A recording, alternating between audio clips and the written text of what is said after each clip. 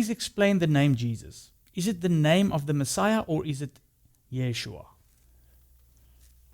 Well, that is another bone of contention. We have to go again back into the scriptures. The original New Testament, both from the internal evidence and the external evidence, was written in Greek. And the Greek was not a translation, it was written in Greek. Now, many of the names were from Hebrew origin, and some were Aramaic, and these were then translated, or transliterated if you want, into Greek. So, for example, Peter, his name was Kephas, which was Aramaic. But translated, it was Petros, which means a stone. All right? So was it legal and was it right for them to take the name Kephas and translate it into the Greek and make it Petros? Obviously, yes, because they did it, right? Mm-hmm.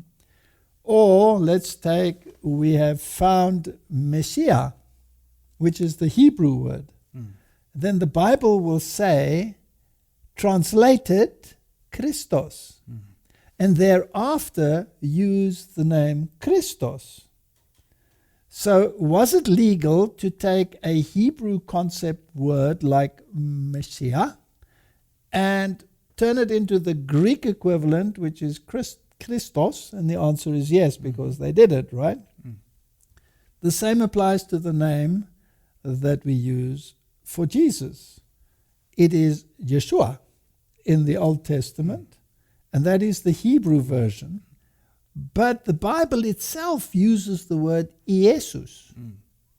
Now, exactly how that was pronounced is another issue. But it was legal to change it from Joshua to Iesus.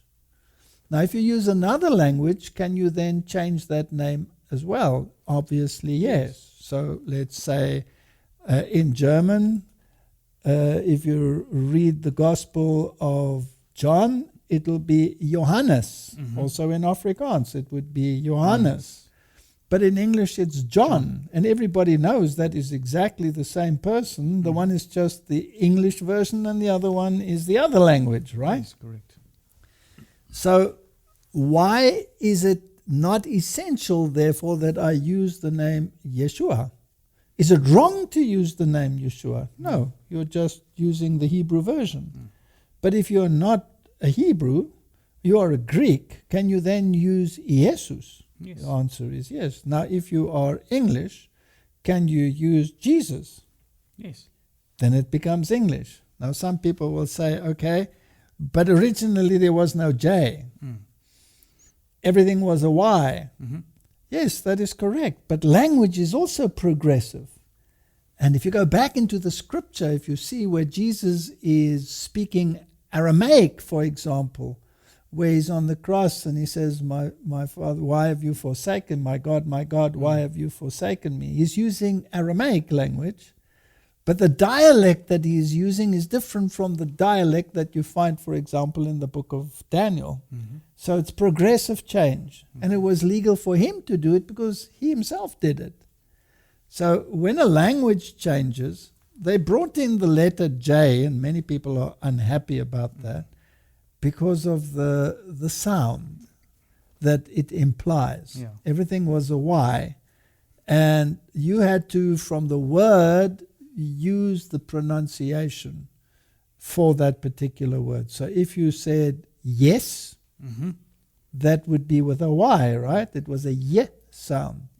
But if you said June, it is a J sound. It was also spelt with a Y. Now, if you're a foreigner, you will say, excuse me, why are they both spelt with a Y if one is pronounced Y and the other one is pronounced J?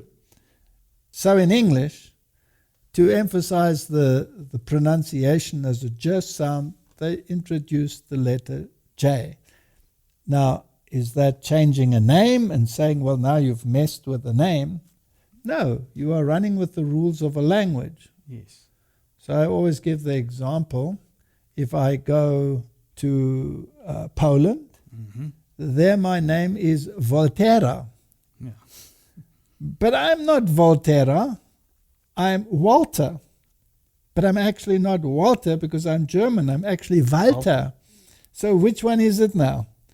Well, if I'm in Poland, I'm a Volterra, and if I am in German, I'm a Walter, and if I am in England or any other English-speaking language, I'm a Walter. And I must just live with that because that's the way languages work. The same with the Bible. So I think there is absolutely nothing wrong by referring to Jesus as Jesus. Just like if I was speaking Greek, I would refer to him as Jesus, and if I was a Hebrew, I would speak to him as Yeshua. Thank you very much.